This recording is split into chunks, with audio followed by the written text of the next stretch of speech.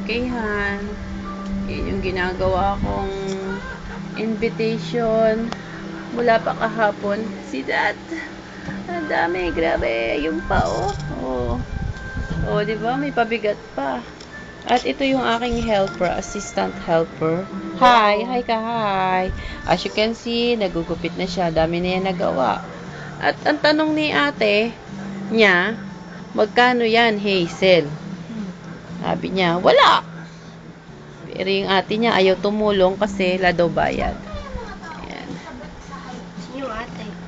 Si ate Bruha. Si ate ano? Sino ba ate niyan? Yan. Ate Isa? Oo, si ate Isa. Ako pagod na eh. Kaya ito. Ano trabaho ko? Hindi pa ako naliligo. Yeah. Wala ka ako. Dineclare. Hindi, kahapon nakaligo ako. Ngayon, di pa maghapon. Kaya naman, lumis-lumis ko na. Ang sakit na nga na likod ko eh. Mandal na kasi.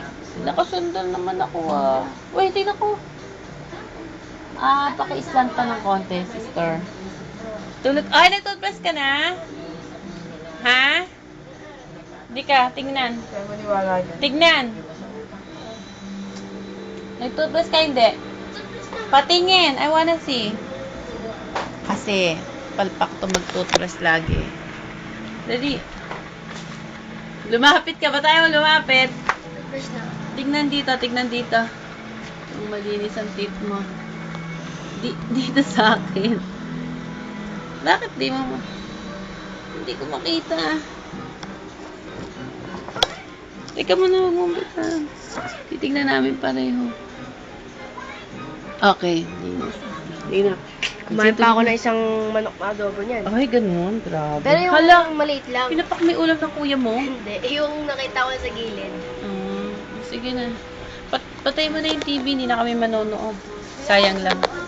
Ay, andyan nga pala na dyan. Sorry. Si Kyle dyan.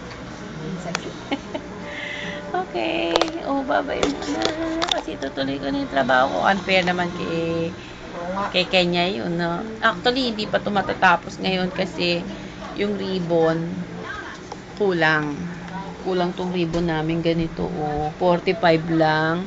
Dapat 80 pieces. Kaya bukas pa to. Ang loloobin. Bukas pa to mabibigay.